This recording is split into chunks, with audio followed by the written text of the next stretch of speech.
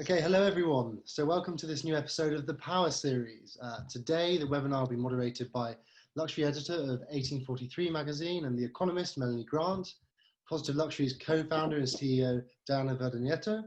They'll be discussing the importance of speaking up and what actions we can see and do on a societal level to achieve equality, with founder and editor-in-chief of What We See, Misan Harriman, founder and CEO of McPherson Strategies, Susan McPherson, and feminist activist, writer and speaker, Jamia Wilson. So before we start, please note there'll be 15 minutes at the end of the conversation to answer any questions, and just put those in the Q&A box below on the screen. So over to you, Melanie. Thank you. So I'm going to dive right in because I know everyone's very busy. And first, let's look at where we are right now. So we've had, to set the scene, the killing of George Floyd in Minneapolis on the 25th of May, which sparked a wave of global protests in solidarity of the Black Lives Matter movement. That has engulfed hundreds of cities in America. The National Guard have been deployed, curfews implemented, as well as marches in at least 20 countries. Clearly, we're in unprecedented times. Jamia, can I start with you and just as a kind of grassroots activist, a magazine publisher from New York, can you tell me why these protests are important now and what they mean? Yeah, I thank you so much for having me on. I feel that the global uprisings that we're seeing right now are showing us that we are at the precipice of a tipping point, I think past it, a transformation. And for those who were kind of not awake to growing, expanding numbers of people wanting to change from authoritarianism to cooperation and collaboration, wanting to move from a model of imbalance of power or domination to one of partnership and community, that we are seeing that around the world, people are saying enough, and they're coming together and creating coalitions across difference, across issue area, and realizing that in a world where Black Lives Matter, everyone matters. And when you get to the root causes of what allows anti-Blackness to persist, then we're able to create a culture and also a power structure that liberates everyone. So I'm just in awe of what I'm seeing on the ground, what we're seeing in conversations in culture, what we're seeing in terms of unprecedented collaborations and partnerships and amplification on the ground movements, as well as in legislature. There are things that I wouldn't have believed would have happened 2 years ago that have happened last week. And I think that that shows us that 2020 is going to be a year like 1968 and 1970 were, in terms of being major years of global change that will define the next generation and potentially the next generation after that's experience. Mm. Is there anything about the protests that feels different in particular to what has gone before? Do you think the pandemic is a factor? Is it the scale or is it the timing? Is there anything that you've noticed on a personal level?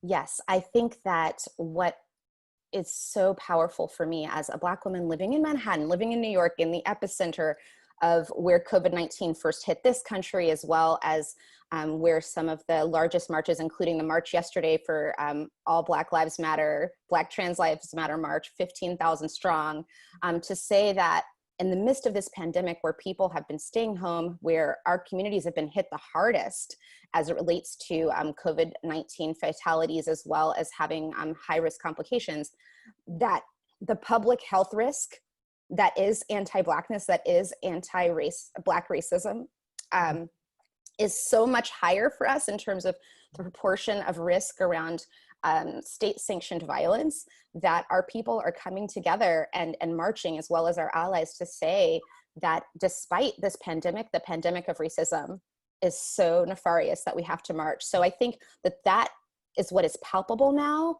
that may not have been present in other movements. And I will say too that I actually have a book called Roadmap for Revolutionaries that I co-authored with 2 other women. And in that book, we created an infographic showing how things that happened in the late 1800s through the anti-lynching movement in the US, through the civil rights movement, through the beginnings of Black Lives Matter, through 2013, laid the foundation for this moment and shows why marches and protests matter. What's happening now is a culmination of many, many, many years of resistance, long before any of us on this call were born as well. And so I think what's happening now is we've gotten to a point where everything has been laid bare because of the economic crashes that have come as a result of COVID-19. I think COVID-19 will turn out to be the great oracle for us, because it has laid wide open the issues that some had chosen to turn away from or to gaslight us from believing were happening. And now no one can say this isn't happening. And so I think that's what's feeling really different. And I think what is also really beautiful about this is there was a time in which saying the words Black Lives Matter was controversial in sort of mainstream space. And now we're seeing people who were opponents of those words, people who were afraid to affiliate with on-the-ground protest at all, were protesting. If you had told me Mitt Romney would have taken to the streets with a Black Lives Matter march in the middle of COVID-19 a few years ago, I would have thought that that was delusion. And here we are. If you would have told me Meghan McCain would say on The View that what happened was a gross misconduct by law enforcement, I would have said that would have never happened. And so I think we're at a point right now where it's not even about party affiliation or politics so cut and dry as it has been in the past. Now it's about people of conscience and those who are choosing not to see. So bearing that in mind, with the fact that so many different types of people are now involved, what kind of change would you like to see once the protests have finally finished? What are your hopes for the future? I have so many hopes. I first will start with my short-term hopes. I hope that, especially in the US, although I realize this is a global issue, which is why I also like to underscore for folks that Black Lives Matter has been a global movement for many years, and it's a global organization with global chapters, that I want to see in this country voters turning out and for people coming together to fight voter suppression efforts, because the communities who are most marginalized and who are most impacted by this issue and these issues are the folks who have historically been blocked from getting to the polls. And we just saw in Georgia how this tradition has continued. So what I really want to see is increased support for voter mobilization efforts, and to make sure that everyone can vote, and everyone can vote peacefully and without obstacle and without blocks. And having experienced suppression myself last year, I can definitely say that it's an issue that can happen even in cities like New York, where people might think that we're immune. And I think my next hope would be for each of us to stretch ourselves more. If you thought before that you cared and you were doing enough, what can you take yourself to do for the next level? What is it we have to unlearn to get better? Maya Angelou said, when you know better, you can do better. So that's what I'm asking of myself. What can I be called to do to be more brave and in solidarity now? And for me, that means to stand for one another. So whether it means in your life that you're going to have that courageous conversation with someone in your life who really needs it, who's contributing to the problem and needs to be one of the healers, have that conversation. If you control a line item in a company that can be supporting the movement, speak up in that meeting. If you have the ability to be a shareholder in an organization or company and you can say, hey, I looked at your board diversity numbers, those need to change, that is something that I would like for folks to be empowered to do. And if you're a book lover, buy books by Black authors. If you have money that you can share with organizations, donate to organizations who you wouldn't have donated to in the past. There's just so many ways we can help. And even on a micro scale, if you're someone who can't march because of a health issue, or you have people at home who have health issues, then maybe you could send food to those who are going to march on your behalf. There's just many ways we can all take part. And I just hope that everyone would think about how can we deepen our impact in this moment, because we are privileged to be alive during a moment of great change. That's what excites me so much. I want to be able to tell my grandchildren one day, this is what I did. I was here. And just like my parents and my grandparents fought for me in Jim Crow in South Carolina to be able to do what I do, I fought for you. And now it's your turn to fight for the next generation. Thanks, Jamia. That's brilliant. Thank you. I'm going to move on to Susan, hello, Susan. So Susan, you work with brands in the area of corporate responsibility, helping them to take action for social good. From a corporate perspective, how can companies create more equality in the workplace? And in practical steps, what can they do? Well, first of all, speaking after Jamia is, definitely challenging. And I just want to thank you, Jamia, for everything you just said. And it's why I just revere you and love you and admire you. Your voice is so heard and seen, so thank you. Melanie, it's interesting.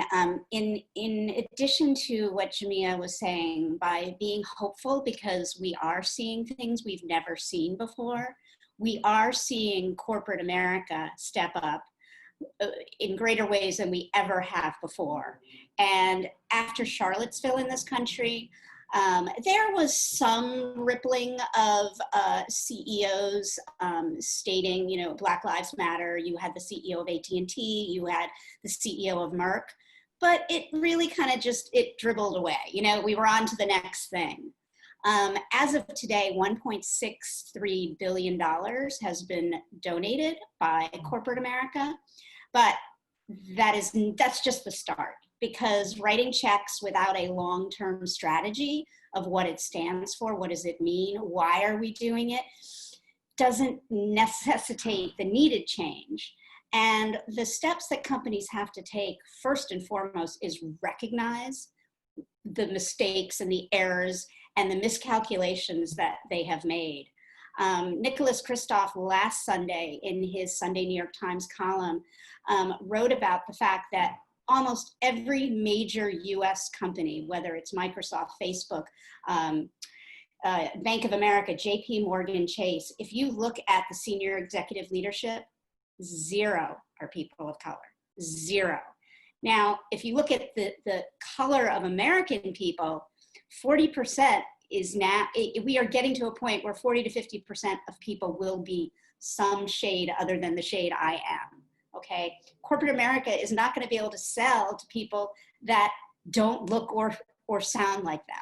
And so if companies want to be in business for the long run, sustainable, they need to make change at their upper ranks, at their board levels, at what they invest in. And again, I'm not saying this to shame anyone. I'm saying that this is the opportunity of the now and of the future.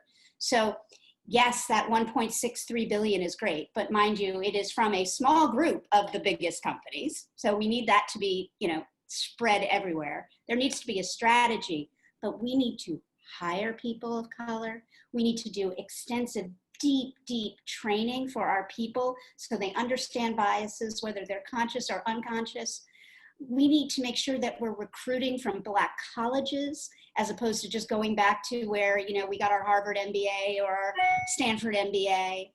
And we need to be reading, reflecting, understanding. So, I don't want to talk because we have these 2 other speakers that are so much more well-versed, but these things need to happen before we can even get to stage 2. But I'm very optimistic because this is not going away. And as Jamia so eloquently stated, it is a sea change when you look out at the massive marches. There are plenty of white people. There are plenty of brown people participating with our Black brothers and sisters.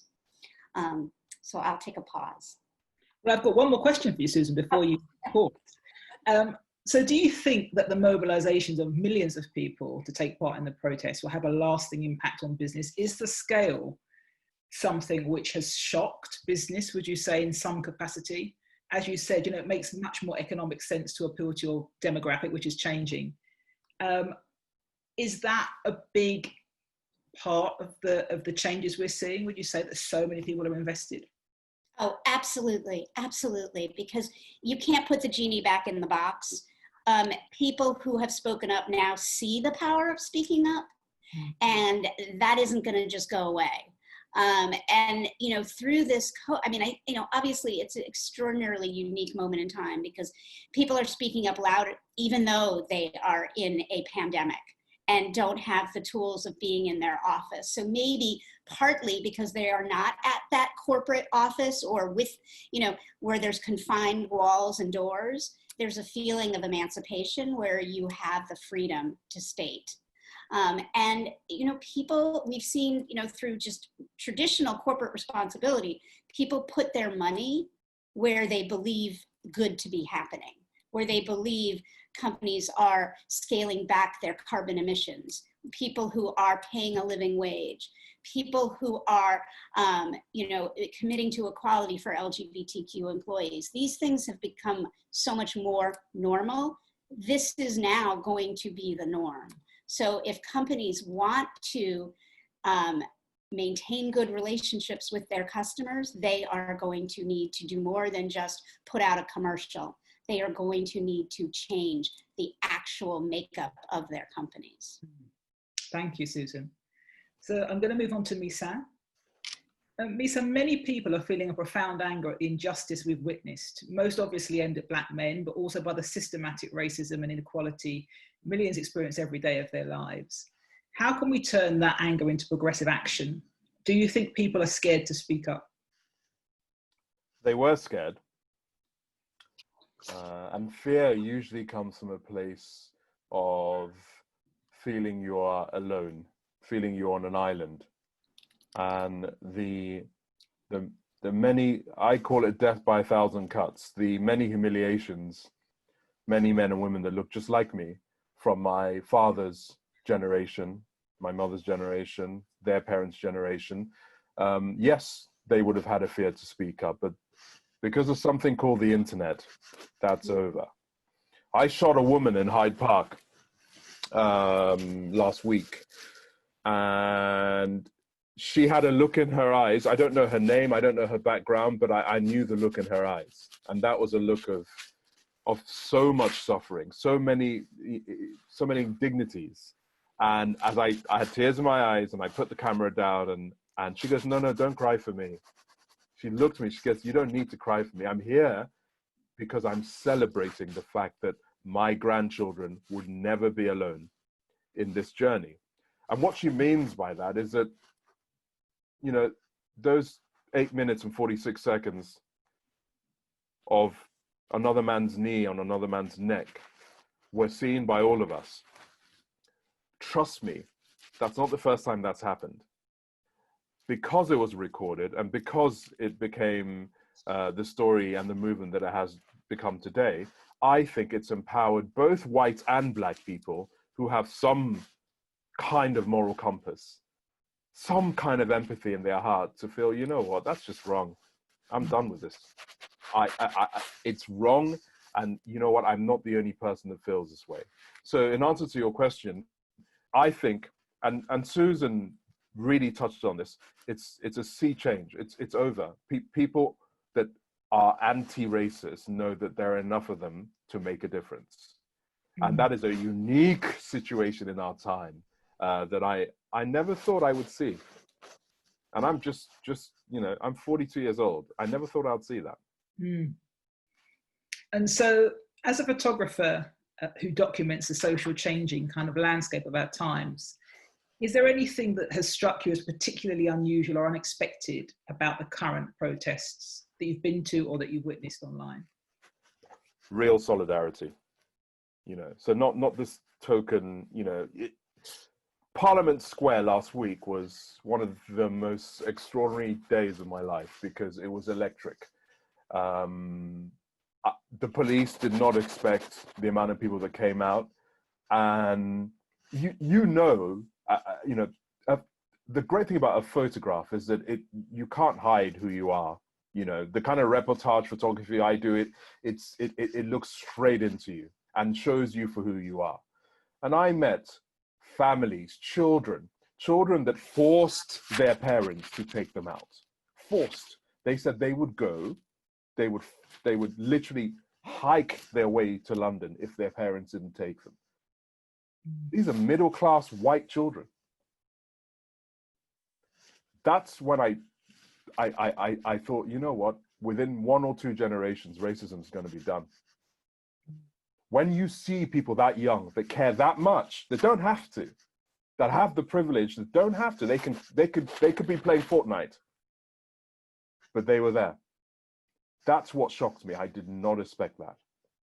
And so many young people are really, really progressive, which I think has been wonderful. They're so well informed.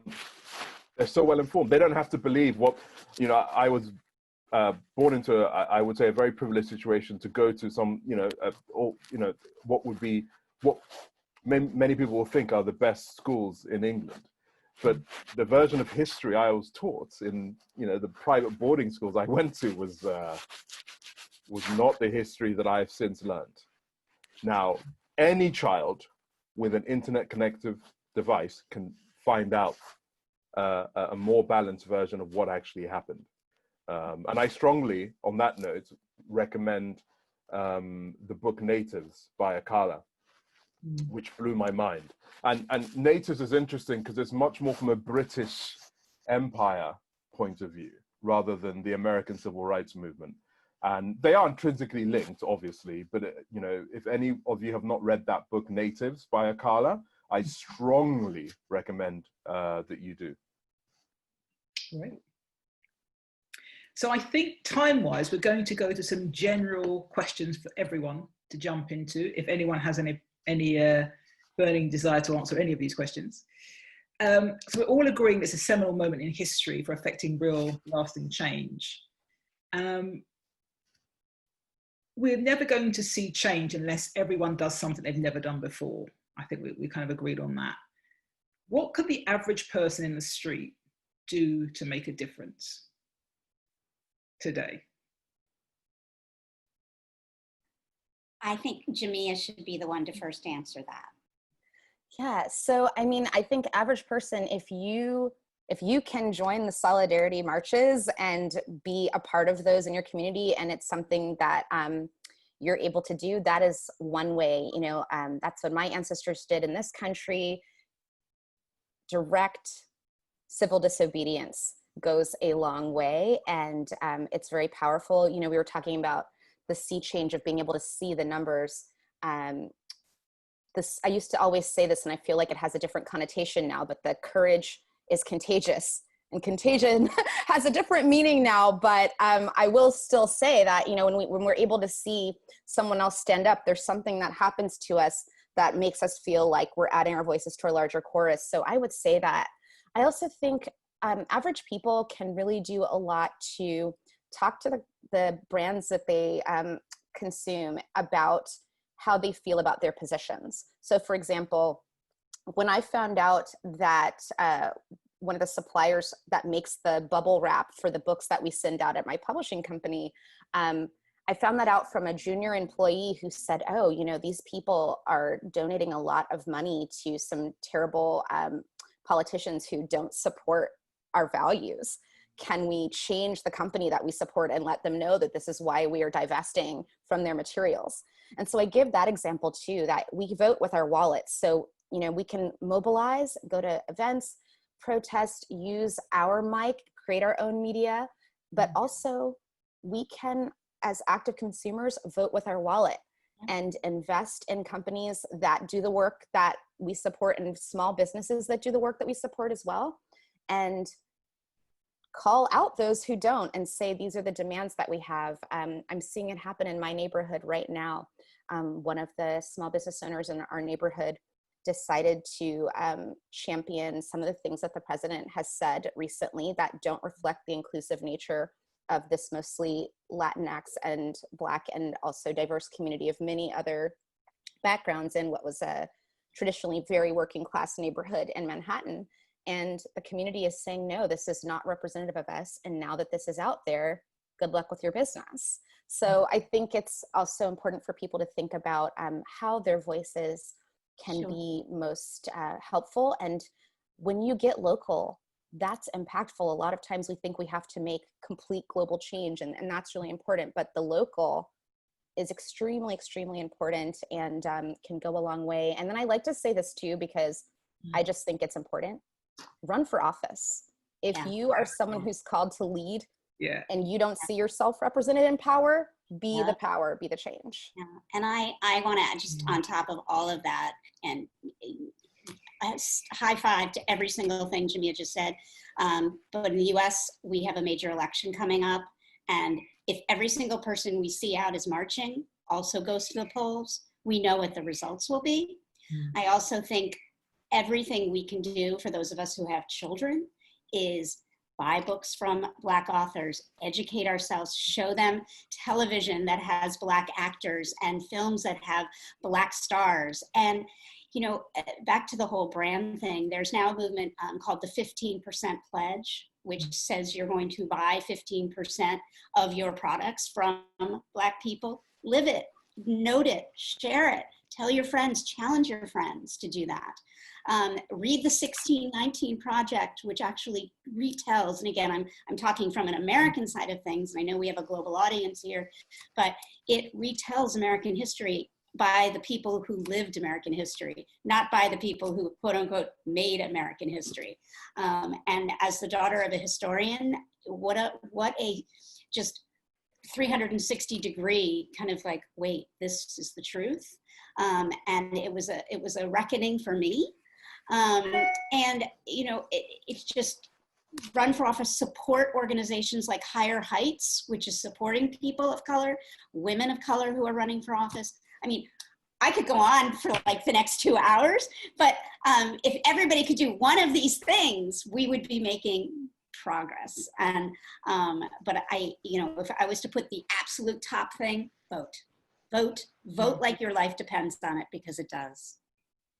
And so, I mean, race obviously is kind of the symptom of all this, you know, how we judge race as a system.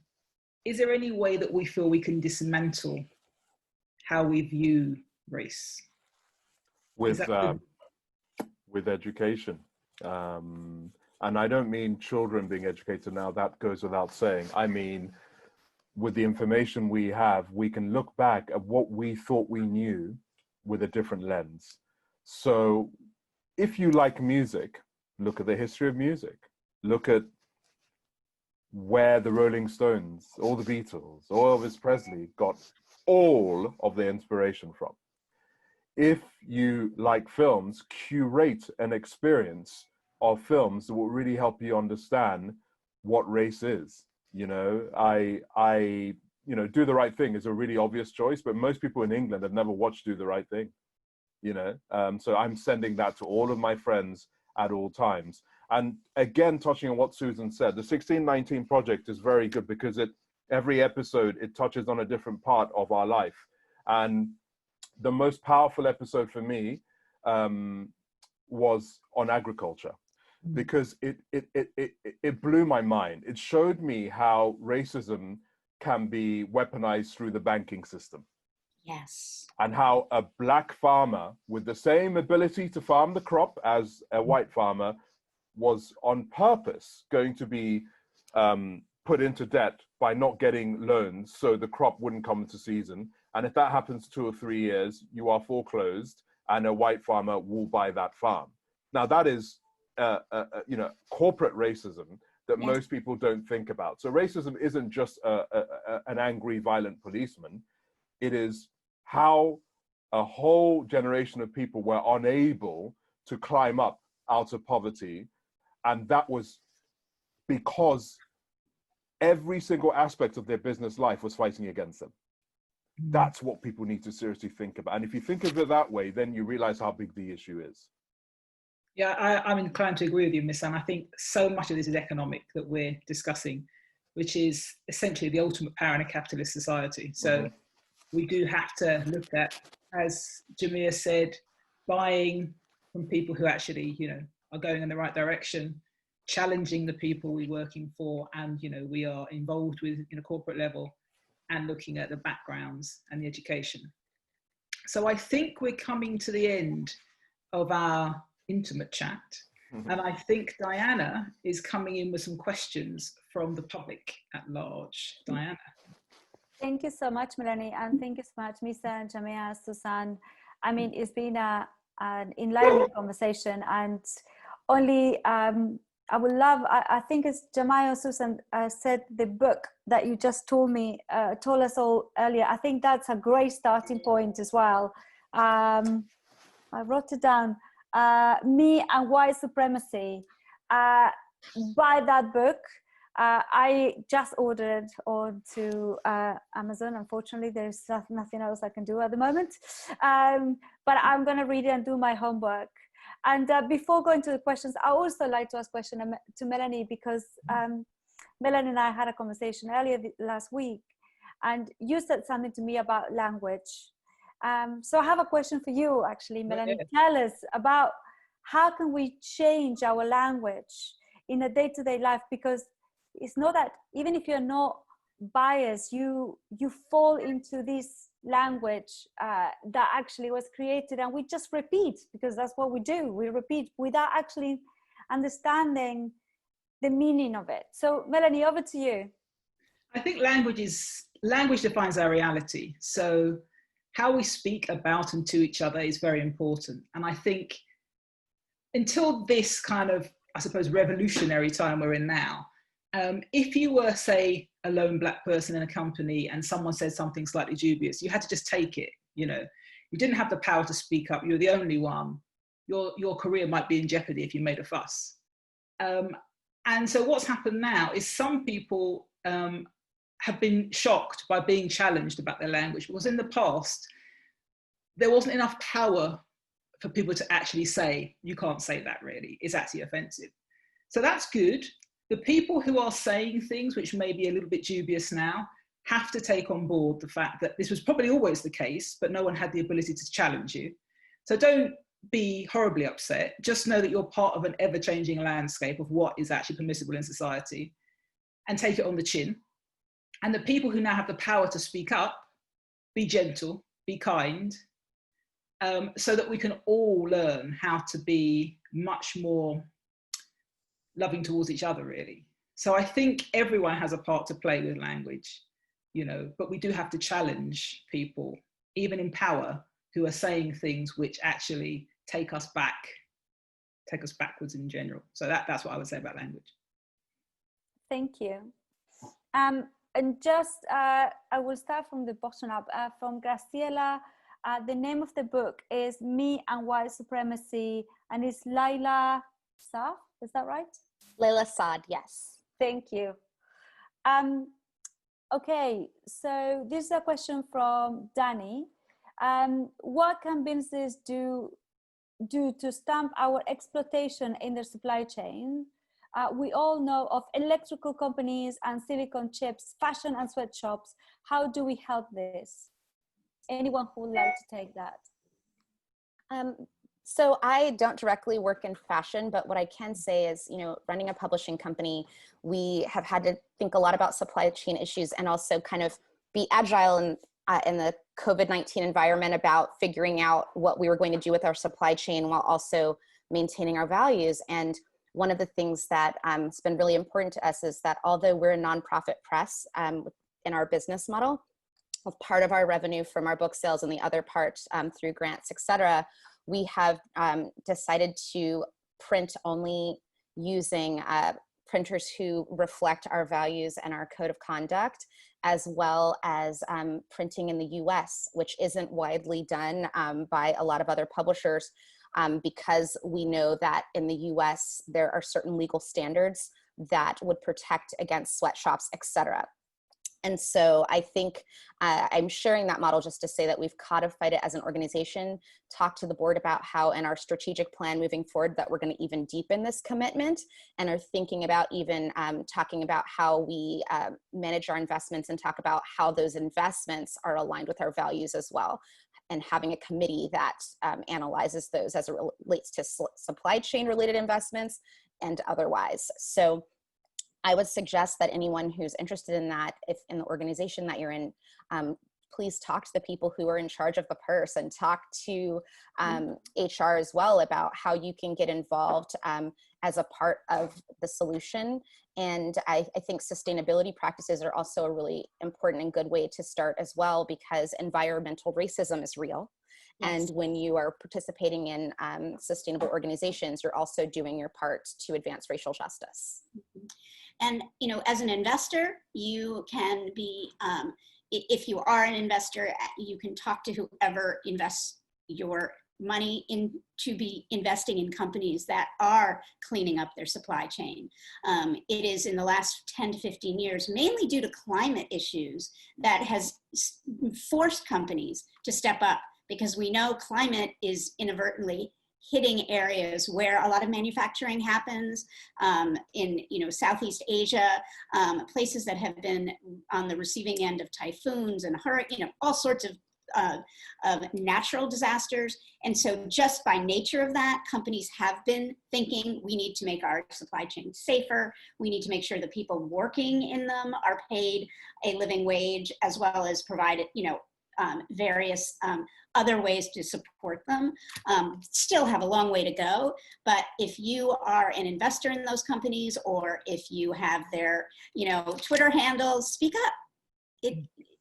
Use your voice, use your purse or your wallet. That's fantastic. Thank you, Susan. This is a question for Misan. You touched a good point about when you said racism should be over 1 or 2 generations. How do you think we can help the movement when protest is over, and where to start? This is a great question, actually. Well, also, the protests are planting seeds. That's how I see them. And we have to make sure we water so the seeds flower. And that ranges from the socioeconomic side, so understanding the prison industrial complex, and how we can get our heads around that. In America, it's much more complicated than in the UK. They're 2 very different systems. But I mentor in prisons, and I'm sick and tired of going into, particularly Wandsworth prison, where I've been into, and seeing men that are in there for low-level drug dealing. When I will go to, parties that we've all been to, where there's more cocaine than those boys have ever seen. And the people that are taking the cocaine know they will never see the inside of the prison. And that is, again, the issue that I'm just being very frank with you now. So these are the conversations. And how do we do that? Well, from the Home Office that runs a prison system here, we need to have a proper look at what's going on, why people are getting the terms that they're getting, and how we can change that. I'm very keen on prison reform. So I'm pitching the Met Police and the Home Office right now about putting content that's curated by people that look like me, again, to get into the hearts of minds of the men and women that were born into a situation where they were always going to lose. So that's one thing. The other thing is we have content. We have the internet. The internet is incredible because it democratizes education. So I think the government needs to invest in as much producers, directors, historians of color making content from literally 2-year-olds upwards will have content that teaches them. And I mean 2-year-olds that are white and black, about how to always have empathy and understanding for people that look and sound different to themselves. It has to be an investment at that level. So that's how we can, I'm just touching on 2 very small points. It touches on healthcare, immigration. We can talk about this all day, but when the protests are over, that's when the work really starts. And it's having people that are empowered enough to, we have a conservative government at the moment, right? So we need to understand how that, the power within our Prime Minister's closest advisors works, and how they understand race, right? I think Melanie will agree is that, their view may be very different to what's going on the street. So we need to spell it out and keep pushing for change to happen at the government level. So schools, government, immigration, which is linked to this as well. There is a lot to do after we put our signs down, a lot. Thank you, Miss, and that's well said. And listening you and hearing you talk is it feels like a massive mountain to climb, but we have no other choice that put our hands, our hearts, and our thoughts together and just do it. So hashtag speak up, Black Matters, Black Lives Matters, just go for it, and just, let's keep pushing the agenda. This is a question from Anne. She's from Germany. She says that recognizes this is a global movement, racism that is, and many companies are coming forward to talk about action. My company has not yet said anything, It is a Dutch company, so not in the center of racism, but surely still an issue.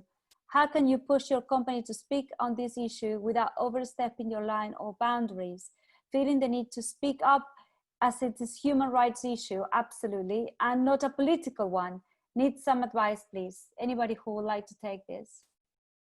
Yeah, I think you can suggest, I think a lot of people are sort of waiting for something to happen so they can join in.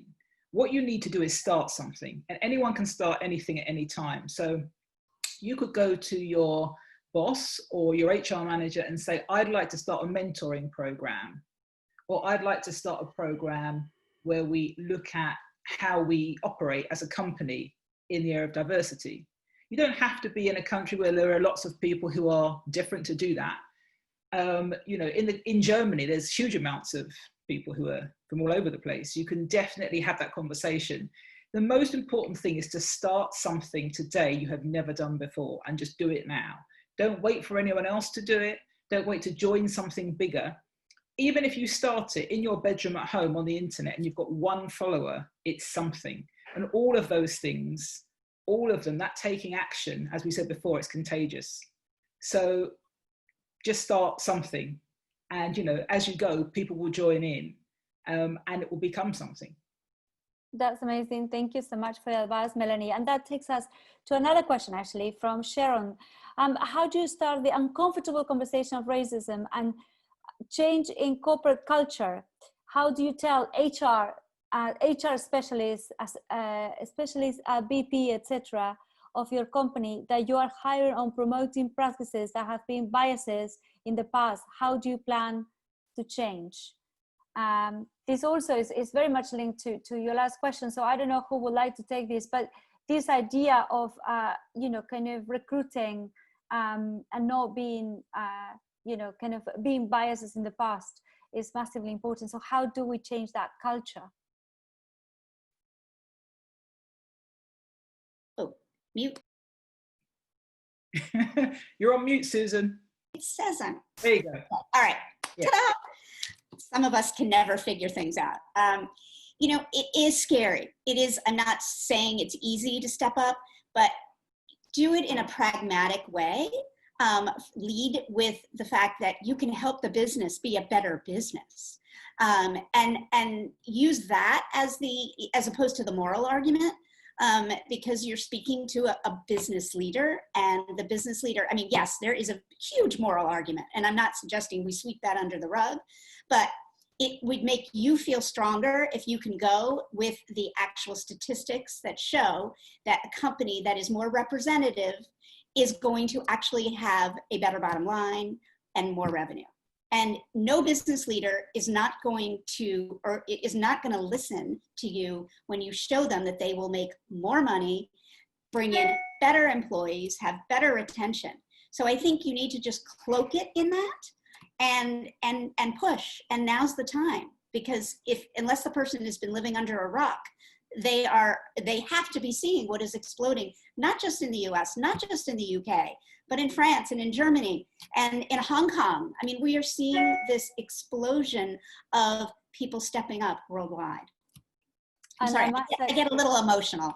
No, that's amazing, Susan. Thank you. And I might just add, at a board level, this is not just something that it can happen, you know, kind of at a normal level. This has to happen onto directors, vice presidents, CEOs, and boards.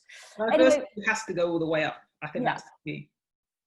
Absolutely. And we are almost on time, but there's other questions on the Q&A. There's a question for Jamia, and there's other questions on the, maybe we have time for one more question and run over. Otherwise, if the speakers can go to the Q&A and just answer the questions, might be much appreciated. I'll go to the one for Jamia. Can Jamia expand on her thought of intersectional environmentalism, and how should an everyday consumer who wants to be conscious in their purchases put this at the forefront of her or his decisions?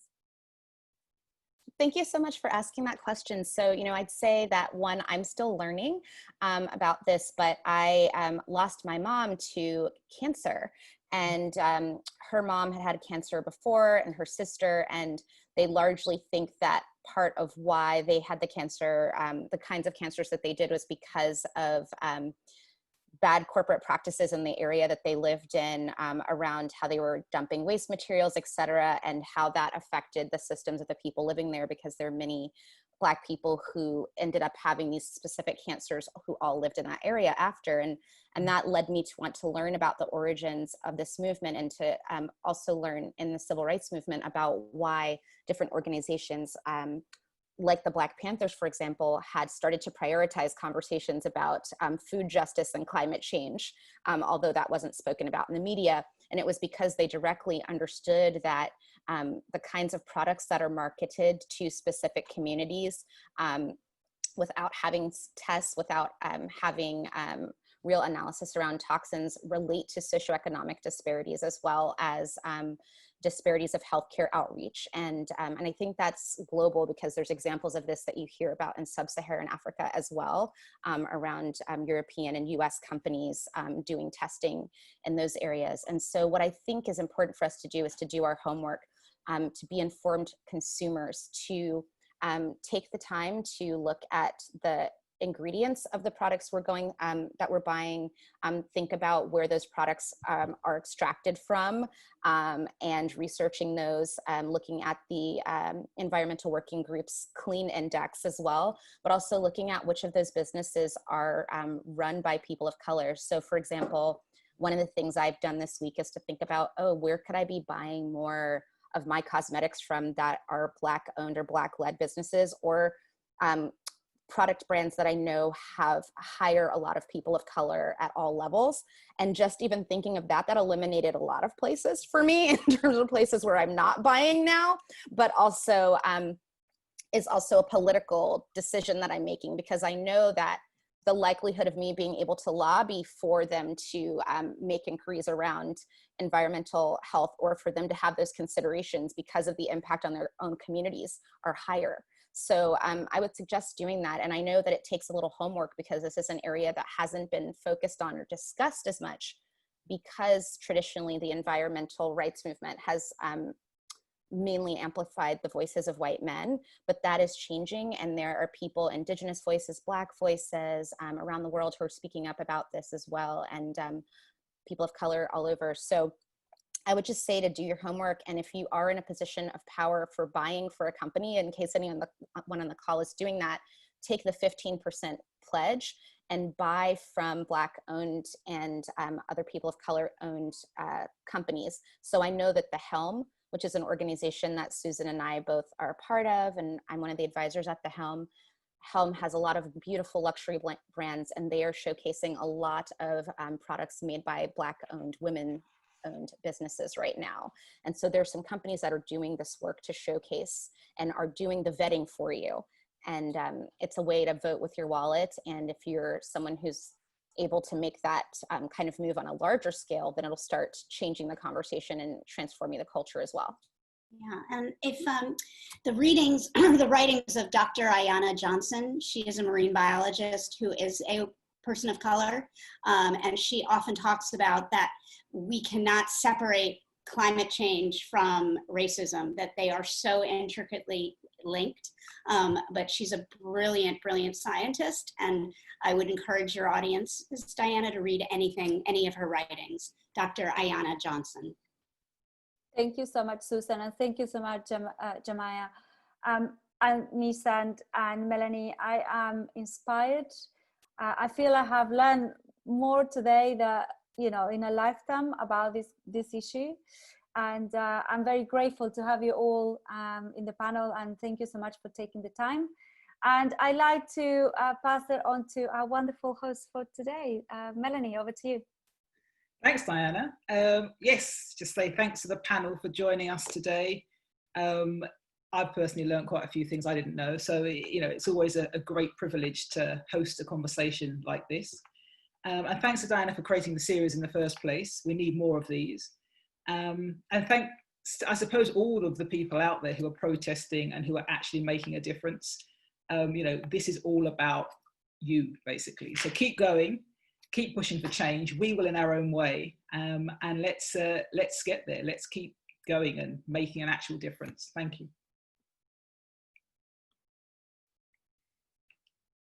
Okay, great. Well, thanks again, everybody. Misan, Melanie, Jamia, and Susan, for your time today. And thank you all for joining as well. So hopefully you can join us on Thursday at 2 for our next webinar, which is The Power of Nature. And we'll be discussing how we can harness the gifts that nature bestows upon us to be the best versions of ourselves. So register for the newsletter today and secure your spot. So hopefully we'll see you all on Thursday. But thank you. Thank you, everybody. Thank you, everybody. Bye-bye, everyone.